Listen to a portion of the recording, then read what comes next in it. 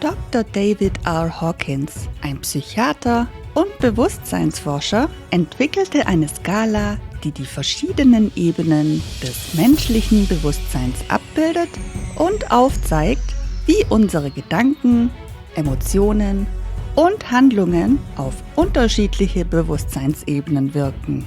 Auf den niedrigeren Ebenen wie Scham, Schuld und Angst ist uns nur noch ein begrenzter Blick auf die Welt möglich und der Körper ist auf Überlebensmodus geschaltet. Doch je höher wir in der Frequenz steigen, desto weiter und positiver wird unsere Sichtweise. Wenn du wissen willst, in welcher Bewusstseinsebene du schwingst und wenn du deine Schwingungsfrequenz mit einer Übung erhöhen möchtest, bleib bis zum Schluss dran.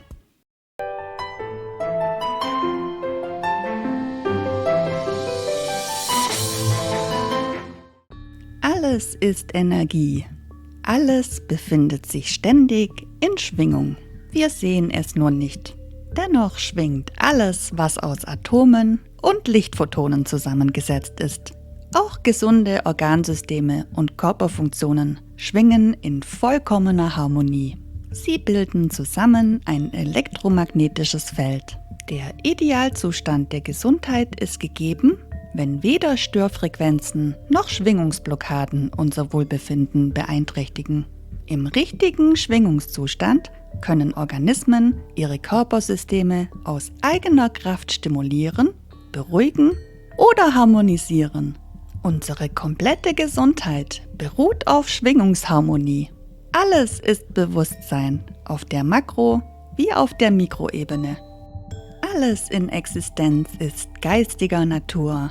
Dabei besteht Geist wiederum aus Energie und schwingt folglich auf einer individuellen Frequenz. Da das Leben eines Menschen ein Produkt seines eigenen Geistes ist, weist er ebenso einen individuellen Frequenzzustand auf, der sich wiederum permanent verändert.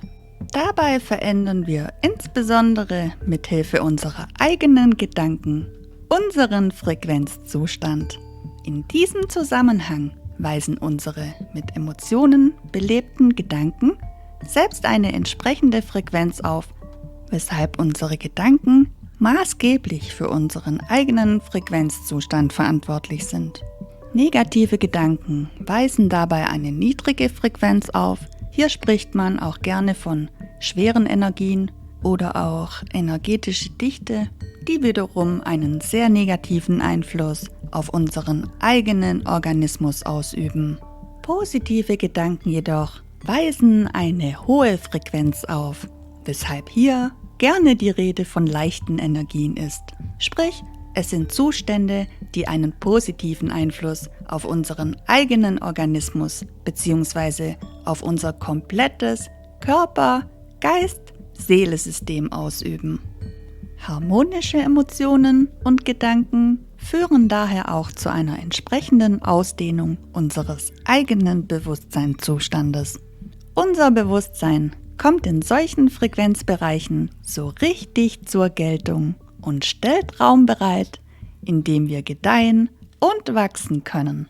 Unser Bewusstsein erweitert sich übrigens aufgrund ständiger Informationen und Erfahrungen permanent. Fülle, Liebe und Harmonie können dann in unserer Realität manifestiert werden. Negative Gedanken, Glaubenssätze, Überzeugungen und Weltbilder engen unser Leben wiederum ein. Je mehr negative Gedanken und Empfindungen wir dabei im eigenen Geiste legitimieren, desto eingeengter, gefangener, schwerer und unglücklicher fühlen wir uns. Aber schauen wir uns das mal genauer an. Dr. David R. Hawkins war ein Psychiater, Mystiker, spiritueller Lehrer und Autor. Des Weiteren forschte er auch am menschlichen Bewusstsein. Er entwickelte eine Skala, die die verschiedenen Ebenen des menschlichen Bewusstseins abbildet und aufzeigt, wie unsere Gedanken, Emotionen und Handlungen auf unterschiedliche Bewusstseinsebenen wirken. Wenn wir nun die Skala betrachten, dann sehen wir Werte zwischen 0 und 1000, wobei 0 der Tod und 1000 die Erleuchtung ist. Ich verlinke euch die Tabellen in der Infobox, falls jemand von euch ausdrucken möchte. Wenn wir nun ziemlich in der Mitte den Wert 200 betrachten, könnte man es am besten so erklären, dass jeder Wert, der sich oberhalb 200 befindet, zum grenzenlosen, bewussten Selbst führt. Das wäre mit 200 der Mut.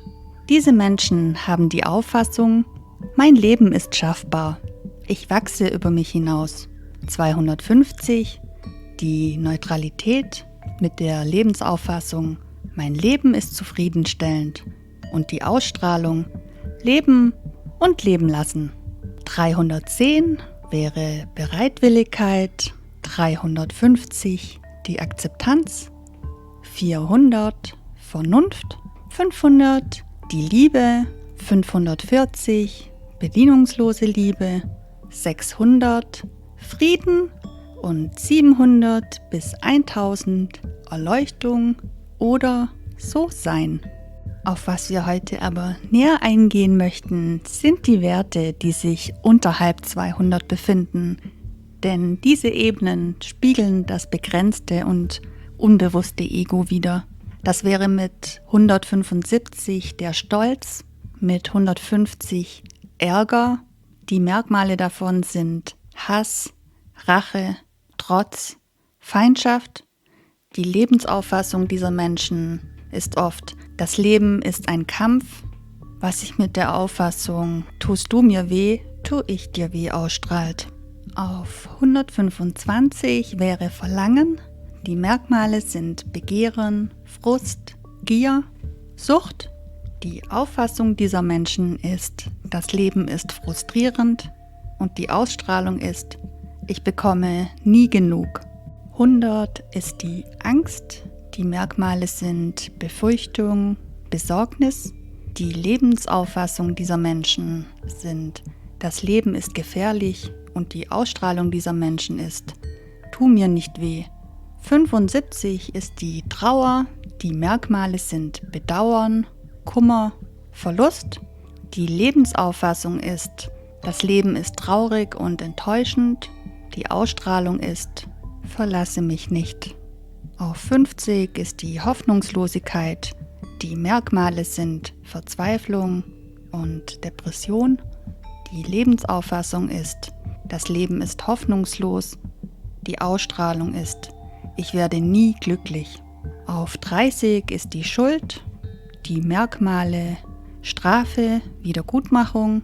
Die Lebensauffassung ist, das Leben ist böse auf mich. Die Ausstrahlung ist, ich gehöre bestraft. Auf 20 ist die Scham. Die Merkmale sind Selbsterniedrigung, ein Niemandssein, Kleinheit, Peinlichkeit. Die Lebensauffassung ist, das Leben ist wert- und bedeutungslos. Die Ausstrahlung dieser Menschen ist, ich bin klein und minderwertig. Allgemeine Merkmale für die Ebenen 0 bis 175 wären Anspannung, Stress, Konflikt, Belastung, Konkurrenz, Drama, Kampf, Leiden, schwere Krankheit, Verfall, Energiemangel, Opferhaltung, manipulativ unterdrückend, gewinnorientiert, abhängig, einsam, destruktiv, humorlos, oft schwarz-weiß denken. Was wir bedenken sollten: Wir klettern die Bewusstseinsleiter auf und ab. Die unteren Sprossen verblassen dabei nie ganz, denn sie gehören zum Menschsein. Was wir verändern können, ist den Blick darauf. Wir selbst sind es, die als Konsequenz dessen, was wir in uns festhalten, stressige Reaktionen erschaffen. Die unterdrückten Gefühle bestimmen unsere Glaubenssysteme und wie wir uns selbst und andere wahrnehmen. Dies wiederum kreiert buchstäblich Ereignisse und Vorfälle in der Welt, Geschehnisse, die wir daraufhin wiederum für unsere Reaktionen verantwortlich machen. Dies ist ein selbstbestärkendes System von Illusionen. Genau das ist es, was die erleuchteten Weisen meinen, wenn sie sagen, dass wir alle in einer Illusion leben. All das, was wir erleben, sind unsere eigenen Gedanken, Gefühle und Überzeugungen, die wir auf die Welt projizieren und dadurch tatsächlich das verursachen, was wir sehen, das geschieht. Die meisten Menschen haben schon das ein oder andere Mal all die unterschiedlichen Bewusstseinsebenen erfahren, doch im Allgemeinen haben wir die Tendenz, für eine lange Zeit hauptsächlich auf der einen oder anderen Ebene zu agieren. Die meisten Menschen sind mit dem Überleben in all seinen subtilen Formen beschäftigt. Daher spiegeln sie hauptsächlich Angst, Wut und ein Verlangen nach Gewinn wider. Sie haben nicht gelernt, dass der Zustand der Liebe der mächtigste aller Überlebensmechanismen ist. Wenn wir in der Bewusstseinsskala aufsteigen möchten, welche Sandsäcke unter 200 können wir dafür loslassen? Und welche Höhenflüge über 200 können wir dafür zulassen? Wenn du möchtest, lade ich dich herzlich ein, eine kurze, kraftvolle Übung mitzumachen, um in die Liebe zu kommen und so sofort seine Schwingungsfrequenz zu erhöhen. Die Meditation ist von Pavlina Klemm. Schließe am besten dafür deine Augen. Spreche meine Worte am besten laut nach. Atme 3-mal tief ein und aus und sprich mir nun nach. Im Hier und Jetzt trete ich in den liebevollen Kontakt zu meinem Herzen. Im Hier und Jetzt trete ich in den Kontakt zu der Intelligenz meines Herzens. Im Hier und Jetzt schenke ich meinem Herzen Dankbarkeit. Im Hier und Jetzt segne ich mein Herz. Ich aktiviere durch meine Absicht meine kristalline und lichtvolle Herzenskraft. Ich aktiviere durch meine Absicht meine göttliche Herzenskraft. Ich aktiviere durch meine Absicht meine Kommunikationsfähigkeit mit den positiven, liebevollen Lichtwesen. Die lichtvolle Kraft meiner Dankbarkeit verstärkt meine Absicht und öffnet alle göttlichen Räume meines Herzens. Danke, danke, danke. Meine Lieben, vielen Dank fürs Zuschauen. Was tust du eigentlich, um deine Schwingungsfrequenz zu erhöhen? Schreib mir gerne in die Kommentare, welche Tipps du hast, denn nur so können wir gemeinsam wachsen.